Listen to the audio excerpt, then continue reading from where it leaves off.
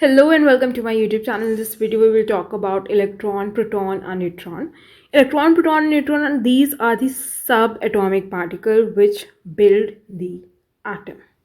The atom consists of a central nucleus containing neutron and proton. जो atom का central nucleus होता है उसमें कौन कौन से सब एटॉमिक पार्टिकल्स प्रेजेंट होते हैं? Proton and neutron. और जो न्यूक्लियस होता है उसके अराउंड जो रिवॉल्व करते हैं वो कौन क्या होते हैं? Electrons. Electrons revolve around the nucleus. Electrons are negatively charge, proton is positively charge and neutron is neutral. जो इलेक्ट्रॉन होता है वो नेगेटिवली चार्ज होता है, जो प्रोटॉन होता है वो पॉजिटिवली चार्ज होता है, जो न्यूट्रॉन होता है वो न्यूट्रल होता है। ठीक है, आप देख सकते हैं इस डायग्राम के थ्रू कि जो न्यूक्लियस है उसमें क्या प्रेजेंट है? Proton and neutron. न्यूक्लियस के अराउंड जो रिवॉल्व करे वो क्या है? Electron.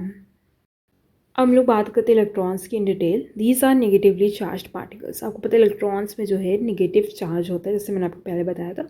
These orbit the nucleus that is centre of the atom. जो सेंटर ऑफ द एटम होता है उसे हम लोग न्यूक्लियस बोलते हैं, और उसी के अराउंड जो है इलेक्ट्रॉन्स वो रिवॉल्व करते हैं।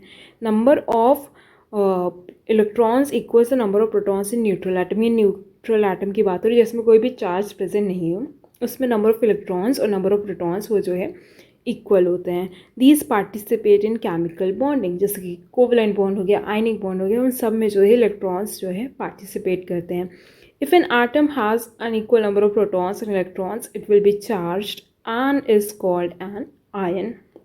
अगर कोई भी आटम है जिसमें नंबर ऑफ प्रोटॉन्स और नंबर ऑफ इलेक्ट्रॉन्स वो इक्वल नहीं हैं, वो सेम नहीं है, तो वो जो है चार्ज होगा और उसे हम लोग क्या बोलते हैं? Ion.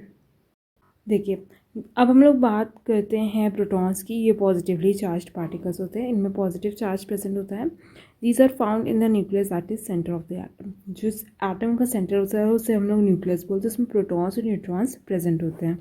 These determine the element that is identity of an atom. अब किसी भी एटम की जो आइडेंटिटी होती है उस मतलब किसी भी एटम को हम लोग कैसे पहचानेंगे? कैसे कि उसमें नंबर ऑफ प्रोटॉन्स कितने हैं उससे हम लोग पहचानेंगे।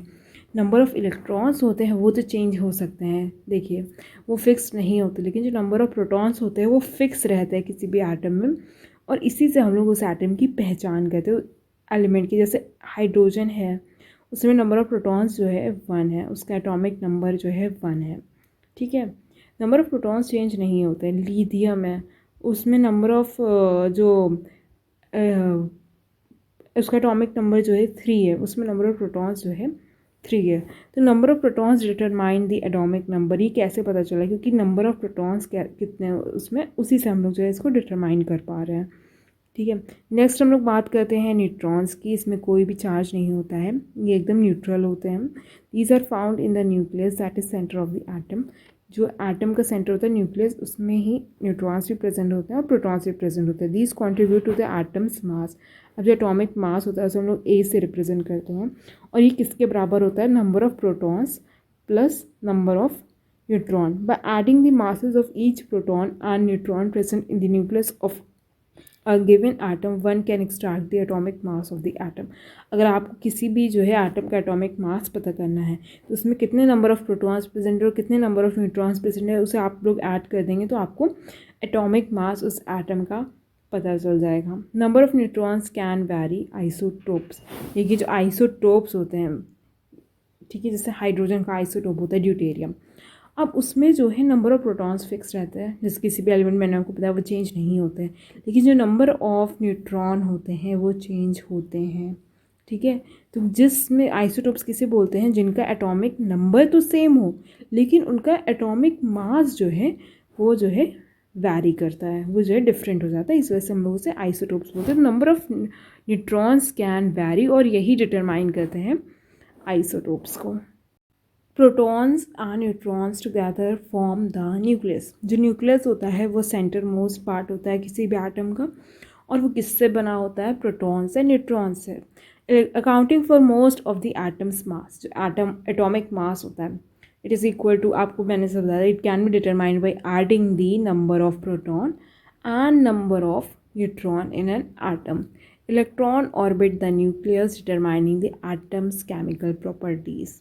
जो इलेक्ट्रॉन होता है वो जो है न्यूक्लियस के अराउंड जो है रिवॉल्व करता है, ठीक है। और वो क्या डिटरमाइन करता है, एटम्स की, जो एटम होता है उसकी केमिकल प्रॉपर्टीज जो है डिटरमाइन करता है। अभी कुछ पॉइंट है जो आपको याद रखने हैं। Atoms are neutral if the number of electrons equals the number of protons. अगर किसी भी एटम में नंबर ऑफ प्रोटॉन और नंबर ऑफ इलेक्ट्रॉन्स जो है वो बराबर हैं, इक्वल हैं, तो वो एटम क्या कहलाएगा, neutral. Ion forms when electrons are gain negative और पॉजिटिव। अब इलेक्ट्रॉन्स जो है गेन होंगे अगर किसी भी एटम में, तो उसमें नेगेटिव चार्ज हो जाएगा, नेगेटिवली चार्ज्ड आयन बन जाएगा। और इलेक्ट्रॉन जो है लूज़ होंगे, मतलब निकल जाएंगे उस एटम से, तो जो है वो पॉजिटिवली चार्ज्ड आयन बन जाएगा। लेकिन आयंस मैंने आपको बताया था, लेकिन आयंस होते हैं उसमें जो है नंबर ऑफ प्रोटॉन्स और नंबर ऑफ इलेक्ट्रॉन्स वो इक्वल नहीं होते। सिर्फ न्यूट्रल एटम में ही नंबर ऑफ प्रोटॉन और नंबर ऑफ इलेक्ट्रॉन्स जो है वो इक्वल होते हैं।